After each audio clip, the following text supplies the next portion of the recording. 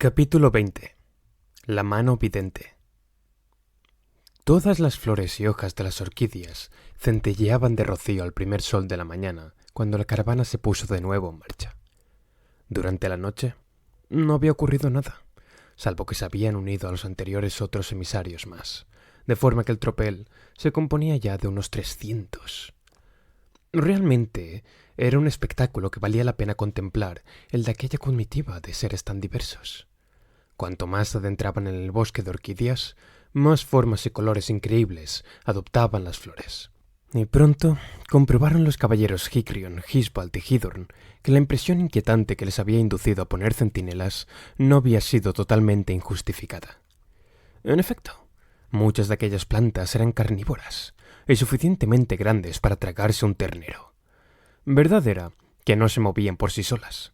En ese sentido, los centinelas habían sido innecesarios, pero cuando se las tocaba, se cerraban como grilletes de acero.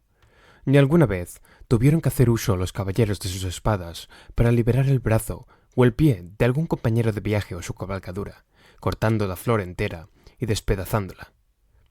Bastian, que cabalgaba sobre Yicha, se veía constantemente rodeado de todos los seres imaginables de fantasía, que intentaban llamar su atención o, por lo menos, echarle una ojeada.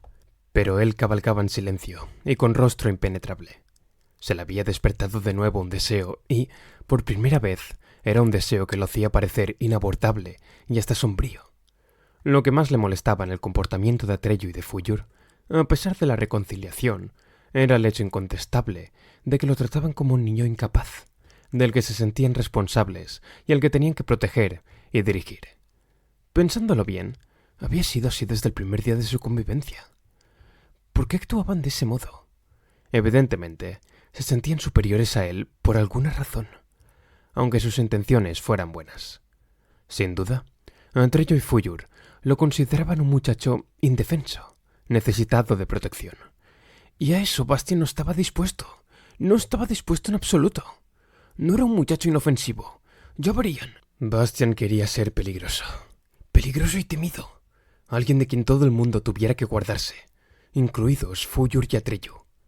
El Jin azul, que, por cierto, se llamaba Iyuan, se abrió paso entre la aglomeración de personas que rodeaban a Bastian y se inclinó ante él, con los brazos cruzados sobre el pecho. Bastian se detuvo. «¿Qué pasa, Iyuan? Habla». «Señor», dijo el Jinni con su voz de águila, «he oído decir algo a nuestros compañeros de viaje recién llegados. Algunos de ellos pretenden conocer esta comarca y saber hacia dónde nos dirigimos. Y todos ellos tiemblan de miedo, señor». «¿Por qué? ¿Qué comarca es esta?» «Este bosque de orquídeas carnívoras, señor, se llama el Jardín de Oglais y pertenece al castillo encantado de Horok, llamado también la Mano Vidente. En él vive la maga más poderosa y perversa de toda fantasía. Su nombre es Sayide». «Está bien», respondió Bastian. «Diles a los miedosos que se tranquilicen. Estoy yo con ellos». Y Luan se inclinó otra vez y se alejó. Poco después, aterrizaron junto a Bastian, Fuyur y Atreyu, que se habían adelantado volando. La expedición estaba precisamente en la pausa del mediodía. «No sé qué pensar», comenzó a decir Atreyu. «A 3 o 4 horas de camino he visto, en medio del bosque de orquídeas, una construcción que parece una gran mano que saliera del suelo. Produce una impresión bastante siniestra. Si seguimos andando en la misma dirección que hasta ahora, iremos a dar con ella». Bastian le informó de lo que, entre tanto, sabía por Iyuan. «En ese caso», opinó Atreyu, «sería más sensato cambiar de dirección. ¿No crees?» «No», dijo Bastian. «No hay ninguna razón que nos obligue a encontrarnos con Sayide. Sería mejor evitar ese encuentro». «Hay una», dijo Bastian. «¿Cuál?» «Que yo lo quiero», dijo Bastian. Atreyu calló, mirándolo con ojos muy abiertos. Como por todas partes se arremolinaban los fantasios para ver a Bastian, la conversación no siguió. Pero, después de la comida, Atreyu volvió y le propuso a Bastian, en tono aparentemente despreocupado: «¿No te apetecería dar un vuelo conmigo en Fuyur?» Bastian comprendió que a Atreyu le preocupaba algo. Se subieron a las espaldas del dragón, Atreyu delante y Bastian detrás, y se elevaron por los aires. Era la primera vez que volaban juntos.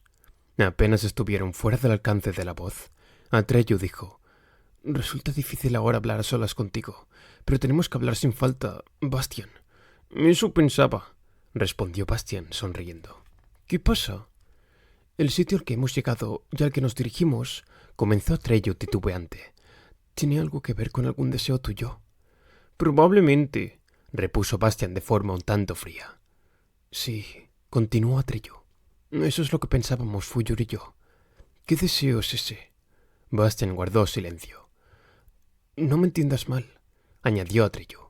No es que tengamos miedo de nada ni de nadie, pero como amigos tuyos nos preocupamos. No hace ninguna falta que os preocupéis, replicó Bastian todavía más fríamente.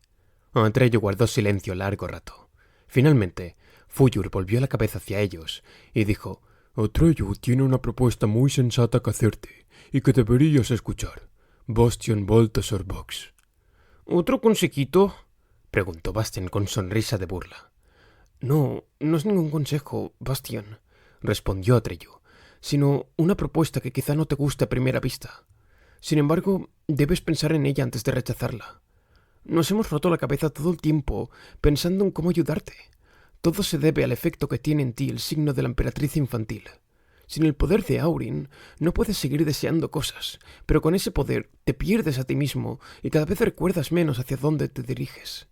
Si no hacemos nada, llegará el momento en que ya no lo sabrás. De eso hemos hablado ya, dijo Bastian. ¿Y qué más? Cuando yo llevaba la alhaja, continuó Atreyu, todo era distinto. A mí me guiaba, pero no me quitaba nada. Quizá porque no soy un ser humano y, por ello, no tengo ningún recuerdo del mundo de los seres humanos que perder. Quiero decir que no me perjudicó. Al contrario. Y por eso quería proponerte que me dieras a Aurin y confiaras simplemente en mi dirección. Yo te buscaré el camino. ¿Qué te parece?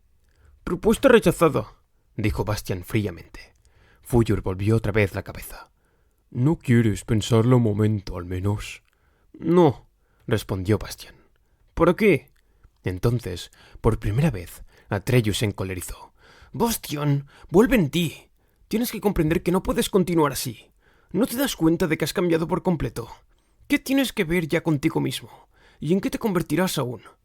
Gracias, dijo Bastian. Muchas gracias por ocuparos constantemente de mis asuntos. Pero, a decir verdad, preferiría mucho más que me dejarais en paz de una vez.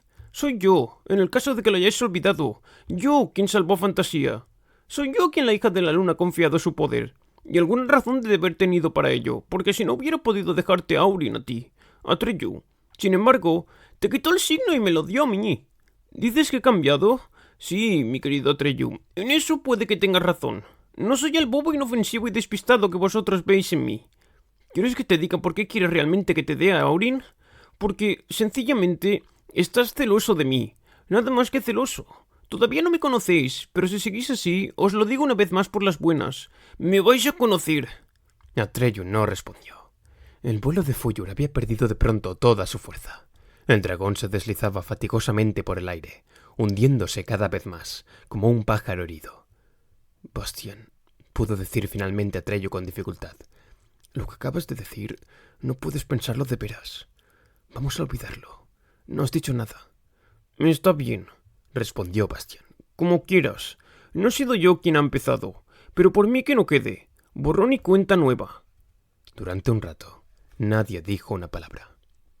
En la lejanía, surgió ante ellos del bosque de orquídeas el castillo de Jorok. Parecía realmente una mano gigantesca con los 5 dedos extendidos. Pero quisiera dejar una cosa en claro de una vez por todas, dijo Bastian súbitamente. He decidido no volver. Me quedaré en Fantasía para siempre. Me gusta mucho. Y por eso no me cuesta ningún trabajo renunciar a mis recuerdos. Y, en lo que se refiere al futuro de Fantasía, puedo darle a la emperatriz infantil otros 1000 nombres. No necesitamos el mundo de los seres humanos. Fuyur dio de repente un brusco giro y voló de regreso. ¡Eh! Exclamó Bastian. ¿Qué haces? ¡Sigue adelante! Quiero ver Jorok de cerca. No puedo más, respondió Fuyur con la voz rota. Realmente no puedo más. Cuando, más tarde, aterrizaron junto a la caravana, encontraron a sus compañeros de viaje muy excitados. Resultó que la comitiva había sido atacada por una banda de unos 50 tipos muy fuertes que llevaban corazas o armaduras negras como insectos. Muchos de los compañeros de viaje habían huido, y solo entonces volvían, solos o en grupos. Otros habían defendido valientemente con las armas, sin lograr, sin embargo, nada. Aquellos gigantes, acorazados, habían aniquilado toda resistencia como si fuera un juego de niños. Los 3 caballeros, Hicrion, Hisbald y Hidrun, se habían batido heroicamente, sin conseguir, no obstante, vencer a uno solo de sus contrarios. Por fin, dominados por fuerzas superiores, habían sido desarmados, cargados de cadenas y llevados a rastras. Uno de los negros acorazados había gritado con voz extrañamente metálica lo siguiente. Este es el mensaje de Sayide, señora del castillo de Horok, Bastian Baltasar-Box. Ella exige que el Salvador se le rinda sin condiciones y jure servirla como fiel esclavo con todo lo que es, posee y sabe. Si no estuviera dispuesto a ello y quisiera, con cualquier artimaña, contrariar la voluntad de Sayide, sus 3 amigos, Hicrion, Hisbald y Hidorn, morirán en el tormento una muerte lenta, ignominiosa y atroz. Habrá que decidirse rápidamente, porque el plazo acabará mañana al salir el sol. Este es el mensaje de Sayide, señora del castillo de Horok, a Bastian Baltasar-Box.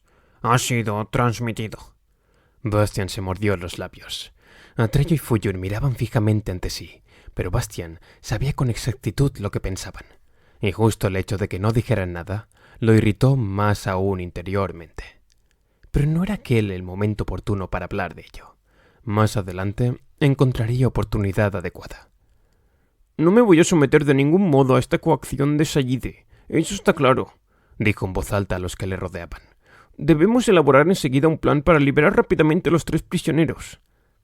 No será fácil, opinó Yuan, el genie azul de pico de águila. A esos tipos negros no los podemos dominar entre todos, eso se ha visto ya. E incluso aunque tú, señor, y Atreyu y su dragón de la suerte luchéis a nuestro frente, pasará demasiado tiempo hasta que lleguemos al castillo de Horok. La vida de los 3 caballeros está en manos de Sayide, y en cuanto vea que atacamos, los matará. Eso me parece indudable. Entonces no debe notar nada, declaró Bastian. Tenemos que sorprenderla. ¿Cómo? Preguntó un troll de 4 cuartos, que había vuelto hacia adelante su rostro colérico, lo que le daba un aspecto bastante terrible. Sayide es muy astuta y estará preparada para toda eventualidad. Eso me temo también, dijo el príncipe gnomo. Somos demasiados para que no nos vea si nos acercamos al castillo de Horok. Una expedición así no puede esconderse, ni siquiera de noche. Sin duda, Sayide habrá apostado centinelas. Entonces, reflexionó Bastian, podemos servirnos precisamente de eso para engañarla. ¿Qué quieres decir, señora? Tendréis que continuar con toda la caravana en otra dirección, de forma que parezca que huís, como si hubierais renunciado a liberar a los 3 prisioneros. ¿Y qué será de ellos? Yo me ocuparé de ellos, con Atreyu y Fuyur. ¿Los 3 solos? Sí, dijo Bastian. Naturalmente, si Atreyu y Fuyur me apoyan, si no, lo haré yo solo. Le dirigieron miradas de asombro. En susurros, los que estaban cerca se lo contaron a los que no habían podido oírlo. Eso, señor, exclamó finalmente el genie azul. Pasará la historia de fantasía, tanto si vences como si no. ¿Venís conmigo? dijo Bastian volviéndose a Atreyu y Fuyur. ¿O tenéis quizá otra de vuestras propuestas? No, dijo Atreyu suavemente. Vamos contigo. Entonces, ordenó Bastian, la comitiva debe ponerse en marcha ahora, mientras aún es de día. Tenéis que dar la impresión de que huís, de manera que... apresuraos. Nosotros esperaremos aquí en la oscuridad. Mañana por la mañana nos reuniremos de nuevo con vosotros llevando a los 3 caballeros. O no nos reuniremos nunca. Idos ahora. Los compañeros de viaje se inclinaron en silencio ante Bastian y se pusieron en camino. Bastian, Atreyu y Fuyur se ocultaron en la maleza de las orquídeas y aguardaron la noche, inmóviles y silenciosos. Cuando la noche cayó, oyeron de pronto un leve tintineo y vieron a 5 de los gigantescos sujetos negros entrar en el campamento abandonado. Se movían de una forma peculiarmente mecánica, exactamente del mismo modo. Todo en ellos parecía ser de metal negro, hasta sus rostros eran máscaras de hierro. Se detuvieron al mismo tiempo, se volvieron hacia la dirección en que la caravana había desaparecido y siguieron su rastro marcando el paso, sin haber cambiado una sola palabra entre ellos. Luego, se hizo otra vez el silencio. El plan parece funcionar, susurró Bastian. Solo eran 5, contestó Atreyu. ¿Dónde están los otros? Sin duda esos 5 los llamarán de algún modo, dijo Bastian. Cuando al fin se hizo por completo de noche, se arrastraron con cuidado fuera de su escondite, y Fuyur se elevó silenciosamente en el aire con sus 2 jinetes. Voló lo más bajo posible sobre las copas del bosque de orquídeas, para no ser descubierto. En principio, la dirección era clara, la misma que habían seguido aquella tarde. Sin embargo, cuando habían planeado velozmente hacia allí durante un cuarto de hora aproximadamente, se planteó el problema de si podrían encontrar el castillo de Horok y cómo. Las tinieblas eran impenetrables. No obstante, pocos minutos después, vieron surgir ante ellos el castillo. Sus 1000 ventanas estaban resplandecientemente iluminadas. A Sayide parecía gustarle que la vieran. De todos modos, era explicable por qué aguardaba la visita de Bastian, aunque de otra forma. Fuyur se deslizó con precaución hasta el suelo, entre las orquídeas, porque su piel de escamas de color blanco madreperla centelleaba y reflejaba la luz, y de momento no debían ser vistos. Al abrigo de las plantas se aproximaron al castillo. Ante la gran puerta de entrada montaban guardia 10 de los gigantes blindados, y junto a cada una de las ventanas claramente iluminadas había uno de ellos, negro e inmóvil como una sombra amenazadora. El castillo de Horok se alzaba sobre una pequeña elevación, libre de vegetación de orquídeas. La forma del edificio era realmente la de una mano gigante que saliera de la tierra. Cada uno de sus dedos era una torre y el pulgar un bastión sobre el que, a su vez, se levantaba una torre. El conjunto tenía una altura de muchos pisos, en el que cada falange formaba uno, y las ventanas tenían la forma de ojos luminosos que observasen el país hacia todos los lados. Con razón lo llamaban la mano vidente. «Tenemos que descubrir dónde están los prisioneros», le susurró Bastian a Atreyu. Atreyu sintió y le indicó a Bastian que estuviera callado y permaneciera junto a Fuyur. Luego, sin hacer el más mínimo ruido, se fue, arrastrándose sobre el vientre.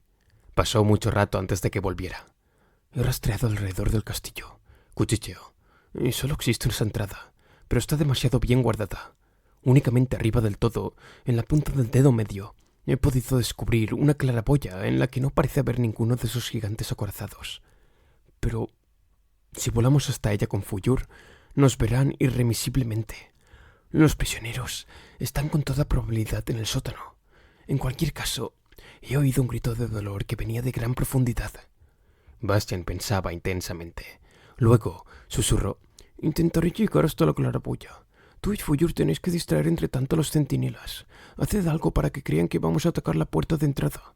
Tenéis que atraerlos a todos hacia aquí, pero solo atraerlos, ¿comprendes? No pelees con ellos. Yo mientras intentaré trepar por la mano desde atrás. Entretén a los tipos tanto tiempo como puedas, pero sin correr riesgos. Dame unos minutos antes de empezar». Atreyu sintió y le estrechó la mano. Luego Bastian se quitó el manto de plata y se deslizó a través de la oscuridad. Se arrastró describiendo un gran semicírculo alrededor del edificio. Apenas había llegado a la parte trasera cuando oyó a Atreyu gritar: ¿Sabéis quién es Bastian Baltasar Box, el salvador de fantasía? He venido, pero no para pedir misericordia a Sayide, sino para daros una oportunidad de soltar a los prisioneros voluntariamente. Con esa condición, podréis conservar vuestra vida ignominiosa». Bastian podía atisbar aún desde la maleza por una esquina del castillo. Atreyu se había puesto el manto de plata y había dispuesto su cabello negro azulado como si fuera un turbante. Para alguien que no los conociera bien, podía haber realmente cierto parecido entre los dos. Los negros gigantes blindados parecieron indecisos un momento, pero solo un momento. Luego se precipitaron hacia Atreyu y se oyeron sus pesados pasos metálicos. También las sombras de las ventanas se pusieron en movimiento, dejando sus puestos para ver qué pasaba. Otros se arremolinaron en gran número en la puerta de entrada. Cuando los primeros habían llegado casi hasta Atreyu, él se les escurrió como una comadreja y, un momento después, apareció, sentado sobre Fuyur, sobre sus cabezas. Los gigantes blindados agitaron sus espadas en el aire, dando saltos, pero no pudieron alcanzarlos. Bastian corrió con la velocidad del rayo hacia el castillo y comenzó a trepar por la fachada. En algunos sitios lo ayudaban las molduras de las ventanas y los salientes del muro, pero normalmente solo podía sujetarse con la punta de los dedos. Trepó cada vez más alto. Una vez se desprendió un pedazo de muro en el que había firmado un pie y, durante unos segundos, se quedó colgando solo de una mano. Pero se hizo. Consiguió encontrar un asidero para la otra mano y siguió subiendo. Cuando por fin alcanzó las torres, avanzó más rápidamente, porque la distancia entre ellas era tan escasa que podía acuñarse entre sus paredes y, de esa forma, ir subiendo. Finalmente, alcanzó la claraboya y se deslizó por ella. En efecto, en aquella habitación de la torre no había ningún centinela. No se sabe por qué. Abrió la puerta y vio ante él una escalera de caracol muy retorcida. Sin hacer ruido, comenzó el descenso. Cuando llegó a una planta más abajo, vio a 2 centinelas negros junto a una ventana, observando en silencio lo que ocurría. Consiguió deslizarse por detrás de ellos sin que lo vieran. Siguió andando sin ruido por otras escaleras y atravesando puertas y corredores. Una cosa era indudable. Los gigantes acorazados podrían ser invencibles en la lucha, pero como centinelas no valía gran cosa. Por fin llegó a la planta del sótano. Lo notó enseguida por el fuerte olor a moho y el frío que subieron a su encuentro. Afortunadamente, todos los centinelas de allí habían corrido arriba, al parecer, para capturar al supuesto Bastian Balthazar Box. En cualquier caso, no se veía ninguno. Había antorchas en las paredes que iluminaban su camino. Cada vez descendía más. A Bastian le pareció que bajo tierra había tantos pisos como sobre ella. Finalmente, llegó al más bajo, y entonces vio también la mazmorra en donde Hicrion, Hisbald y Hidorn se consumían. El espectáculo era lastimoso. Colgaban en el aire de largas cadenas de hierro, sujetos por los grilletes de sus muñecas, sobre una fosa que parecía un pozo negro sin fondo. Las cadenas pasaban por unas poleas que había en el techo de la mazmorra hasta un torno, pero este estaba sujeto con un gran cerrojo de acero y no se podía mover. Bastian se quedó desconcertado. Los 3 cautivos tenían los ojos cerrados, como si estuvieran sin conocimiento. Pero entonces Hidorn, el duro, abrió el izquierdo y murmuró con labios resecos: amigos, mirad quién ha venido. Los otros 2 abrieron también penosamente los párpados y, cuando vieron a Bastian, una sonrisa se dibujó en sus labios. «Sabíamos que no nos dejarías en la estacada, señor», graznó Hicrion.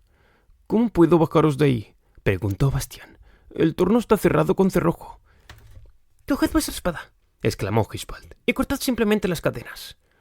«¿Para que nos caigamos al abismo?», preguntó Hicrion. «No me parece una idea muy buena». «Además, tampoco puedo desenvainarla», dijo Bastian. «Sikanda debe soltarme la mano por sí sola». Gruñó Hidorn. «Eso es lo malo de las espadas mágicas. Cuando se las necesita, son caprichosas». cuchicheó de repente Hisbald. «El torno tenía una llave. ¿Dónde diablos la habrán metido?» «En algún lado había una losa suelta», dijo Hicrion. «No lo pude ver muy bien cuando me izaron hasta aquí». Bastian aguzó la vista. La luz era escasa y vacilante, pero después de ir de un lado a otro, descubrió una losa de piedra en el suelo, que sobresalía un poco. La levantó con cuidado, y allí, efectivamente, estaba la llave. Entonces pudo abrir y quitar del torno el gran cerrojo. Lentamente comenzó a hacer girar el torno, que crujía y gemía tan fuerte que, sin duda, debía de oírse en los sótanos superiores. Si los gigantes blindados no eran completamente sordos, debían de estar ya sobre aviso. Pero de nada valía detenerse ahora. Bastian siguió dando vueltas al torno hasta que los 3 caballeros flotaron a la altura del borde, sobre el agujero. Ellos comenzaron a balancearse de un lado a otro, y, finalmente, tocaron con los pies suelo firme. Cuando esto ocurrió, Bastian los soltó del todo. Cayeron al suelo, agotados, quedándose donde estaban, y con las gruesas cadenas colgando aún de las muñecas. Bastian no lo pensó mucho, porque se oían pesados pasos metálicos que bajaban por los escalones de piedra del sótano, primero aislados y luego cada vez más numerosos. Llegaban los centinelas. Sus armaduras relucían como corazas de enormes insectos a la luz de las antorchas. Levantaron sus espadas, todos con idéntico movimiento, y atacaron a Bastian, que se había quedado junto a la estrecha entrada de la mazmorra. Y entonces, por fin, Sikanda saltó de su funda roñosa y se colocó en su mano. Como un rayo, la luminosa hoja de la espada arremetió contra los primeros gigantes blindados y, antes de que el propio Bastian hubiera comprendido muy bien lo que ocurría, los había hecho pedazos. Y entonces vieron lo que aquellos tipos tenían dentro. Estaban huecos. Solo consistían en corazas que se movían solas. y en su interior no había nada, únicamente el vacío. La posición de Bastien era buena, porque por la estrecha puerta del calabozo solo se le podían aproximar de uno en uno, y de uno en uno los iba haciendo Sikanda a pedazos. Pronto yacieron en montones en el suelo, como negras cáscaras de huevo de alguna ave gigantesca. Después de haber sido despedazados unos 20, los restantes parecieron concebir otro plan. Se retiraron, evidentemente para esperar a Bastien en otro lugar más ventajoso para ellos. Bastien aprovechó la oportunidad para cortar rápidamente las cadenas que sujetaban las muñecas de los 3 caballeros con la hoja de Sikanda. Hikrion y Hidorn se pusieron en pie pesadamente e intentaron desenvainar sus propias espadas, que, curiosamente, no les habían quitado, para apoyar a Bastien, pero tenían las manos insensibles después de haber estado tanto tiempo colgados y no les obedecían. Gisbald, el más delicado de los 3, ni siquiera estaba en condiciones de ponerse en pie por sí mismo. Sus compañeros tuvieron que sostenerlo. «No os preocupéis», dijo Bastien. «Sikanda no necesita apoyo. Quedaos detrás de mí y no me creéis más dificultades tratando de ayudarme». Salieron del calabozo, subieron lentamente la escalera, llegaron a una gran estancia parecida a un salón y de pronto se extinguieron todas las antorchas. Pero Sikanda lucía esplendorosamente. Otra vez oyeron acercarse los pesados pasos metálicos de muchos gigantes acorazados. «Deprisa», dijo Bastien. «Volved a la escalera. Yo me defenderé aquí». No pudo ver si los 3 obedecían su orden, ni tampoco tuvo tiempo de comprobarlo, porque Sikanda empezaba ya a bailarle en la mano, y la luz fuerte y blanca que salía de ella iluminaba el salón como si fuera de día. Aunque los atacantes lo alejaron de la entrada de la escalera para poder atacarlo por todos los lados, Bastien no fue rozado siquiera por ninguno de sus formidables golpes. Sikanda remolineaba tan aprisa a su alrededor que parecía cientos de espadas imposibles de distinguir entre sí. Y finalmente, Bastien quedó de pie en un campo de ruinas hecho de corazas negras destrozadas. Nada se movía ya. «Venid», les gritó a sus compañeros. Los 3 caballeros salieron por la entrada de la escalera y abrieron mucho los ojos. «Una cosa así», dijo Hikrion mientras le temblaba el bigote. «No la he visto en mi vida. ¡A fe mía!» Se lo contaré a mis nietos», tartamudeó Gisbald. Desgraciadamente, no se lo creerán», añadió Hidorn con tristeza. Bastien permanecía indeciso con la espada en la mano, pero de repente Sikanda volvió a su funda. «Parece haber pasado el peligro», dijo Bastien. «Por lo menos el que puede vencerse con una espada», opinó Hidorn. «¿Qué hacemos ahora?» «Ahora», respondió Bastien, «quisiera conocer personalmente a Sayide. Tengo que decirle un par de cosas». Los 4 subieron las escaleras de los sótanos hasta que llegaron a la planta que estaba al nivel del suelo. Allí, en una especie de vestíbulo de entrada, los aguardaban Atreyu y Fuyur. «Lo habéis hecho muy bien los 2», dijo Bastien dándole palmadas en la espalda a Atreyu. «¿Qué ha pasado con los gigantes blindados?», quiso saber Atreyu. «Eran cáscaras vacías», respondió Bastien despreocupadamente. «¿Dónde está Sayide?» «Arriba, en el salón encantado», repuso Atreyu. «Venid», dijo Bastien. Se puso otra vez el manto de plata que Atreyu le tendía. Luego subieron todos la ancha escalera de piedra hasta las plantas superiores. Incluso Fuyur fue con ellos. Cuando Bastien, seguido de su gente, entró en el gran salón encantado, Sayide se levantó de su trono de coral rojo. Era mucho más alta que Bastien y muy hermosa. Vestía una larga túnica de seda violeta. Sus cabellos eran rojos como el fuego y los llevaba recogidos en un extraño peinado de trenzas y coletas. Su rostro era pálido, como el mármol, y pálidas eran sus manos, largas y delgadas. Su mirada era extraña y turbadora, y Bastien necesitó algún tiempo para comprender a qué se debía. Tenía 2 ojos distintos, uno verde y otro rojo. Parecía tener miedo de Bastien, porque temblaba. Bastien desafió su mirada, y ella bajó sus largas pestañas. La habitación estaba llena de toda clase de extraños objetos, cuya finalidad no podía adivinarse. Grandes esferas con imágenes pintadas, relojes siderales y péndulos que colgaban del techo. Entre ellos había preciosos pebeteros, de los que brotaban nubes espesas de distintos colores que, como una niebla, flotaban sobre el suelo. Bastien no había dicho nada hasta entonces, y aquello pareció hacer perder la serenidad a Sayide, que repentinamente corrió a sus pies y se postró ante él. Luego cogió uno de los pies de Bastien y lo puso sobre su cabeza, Señor y maestro, dijo con voz profunda y terciopelada, y, de un modo impreciso, oscura. nadie puede oponerse a ti en fantasía. Eres más poderoso que todos los poderosos y más peligroso que todos los demonios. Si te place vengarte de mí porque fui suficientemente necia para no comprender tu grandeza, puedes aplastarme con tu pie. He merecido tu cólera. Sin embargo, si quieres demostrar la generosidad que te ha dado fama, incluso con un ser tan indigno como yo, permite que me someta a ti como esclavo obediente y prometa servirte con todo lo que soy, poseo y sé. Enséñame a hacer lo que creas conveniente y seré tu discípula humilde, obedeciendo cada gesto de tus ojos. Me arrepiento de lo que quise hacer contigo e imploro tu compasión. Levántate, Sayide, dijo Bastián. Había estado furioso con ella, pero el discurso de la hechicera le había gustado. Si realmente solo había actuado así por no saber quién era él, y si de verdad estaba tan amargamente arrepentida, hubiera sido indigno de su parte castigarla. Y, puesto que estaba incluso dispuesta a aprender de él lo que considerase oportuno, no había razón para rechazar su súplica. Sayide se había levantado y estaba ante él con la cabeza baja. ¿Me obedecerás incondicionalmente?, le preguntó Bastián, aunque te resulte difícil hacer lo que te mande, sin réplica ni protesta. Lo haré, señor y maestro, respondió Sayide. Y ya verás cómo, con mis artes y tu poder, podremos lograrlo todo. Está bien, contestó Bastián. Entonces te tomo a mi servicio. Dejarás este castillo y vendrás conmigo a la Torre de Marfil, donde tengo la intención de entrevistarme con la hija de la luna. Los ojos de Sayide, rojo y verde, resplandecieron durante una fracción de segundo, pero inmediatamente bajó otra vez sobre ellos sus largas pestañas y dijo: Te obedezco, señor y maestro. Todos bajaron y salieron del castillo. Antes que nada, tenemos que encontrar a los otros compañeros de viaje, decidió Bastián. ¿Quién sabe por dónde andarán? No muy lejos de aquí, dijo Sayide. Yo los he extraviado un poco. Por última vez, contestó Bastián. Por última vez, señor, repitió ella. Pero, ¿cómo avanzaremos? ¿Tendremos que ir a pie, de noche y por ese bosque? Fuyur nos llevará, ordenó Bastián.